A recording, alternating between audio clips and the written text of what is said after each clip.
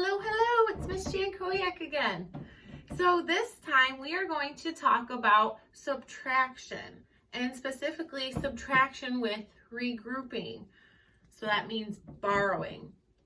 So as a little refresher, I always like to start with our signs. When you see this plus sign, that means you're adding or counting up. Your number's getting bigger. Today we're going to be looking at this sign, that subtraction sign. When you see that little dash, that means subtract or take away. Your number should be getting smaller. You're taking away. Okay, so let's start with a simple example of borrowing. I'm going to start with just a 2-digit number. So let's do 81 minus or take away. Let's do 13. Okay. I always like to label my place values so that I know where I'm starting. So here we just have tens, the T is for tens, and our ones. We always start in our ones place. Never start on this side. You always start on the one side. So let's take a look.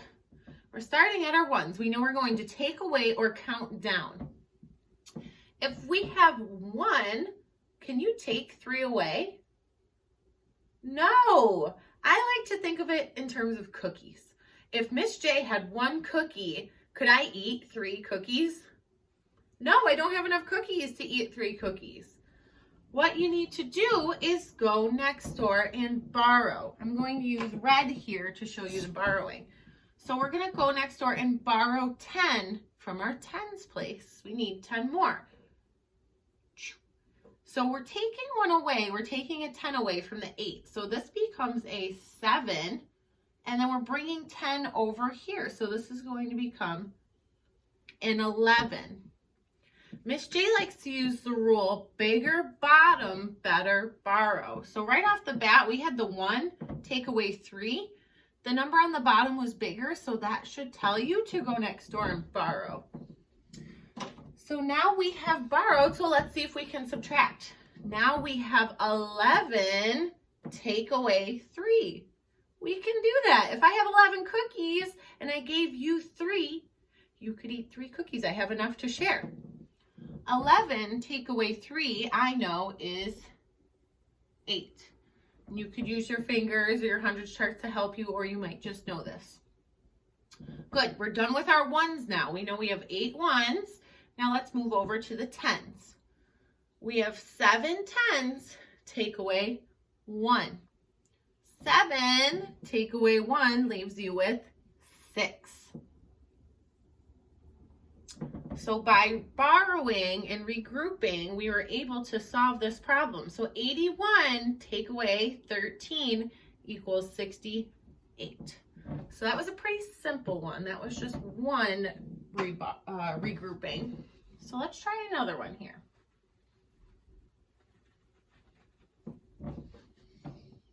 Let's try one where you might need to borrow twice. So I'm going to do a 3-digit number.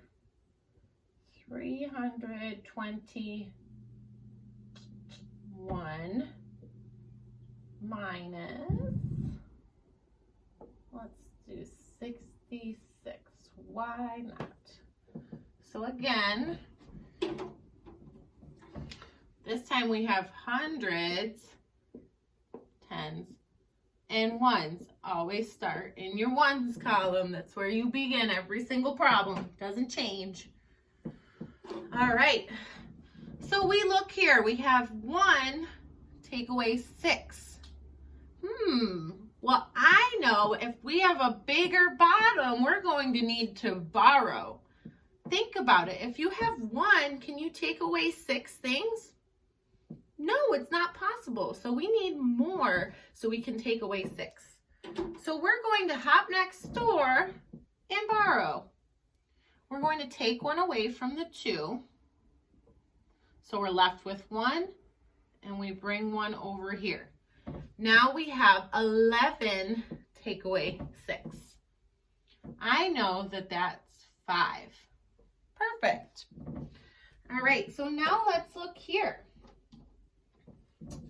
We have 1 left in our tens place because we borrowed. Take away 6 again. If we have 1, can we take away 6? No, so we need to go next door and borrow again. I'm going to use a different color to show you that. So always cross off the number that you're borrowing from and subtract 1 because you took 1 away. So we have 2 there now and 11 in our tens place. We can now finish subtracting. So what's 11 take away 6? 11 take away 6 we know is 5. We actually just did that right over there too. And then we have 2 minus, well, there's no number here, so you can imagine that there's a 0 there. 2 minus 0 is 2. So our answer would be 255. So again, that rule I like to tell you guys, bigger bottom, better borrow. You might have to do it more than once in a problem, so keep that in mind. Always look at that top number and ask, can I take away that many? If you can't, then you need to go next door to borrow. And that was our little refresher on subtraction with regrouping.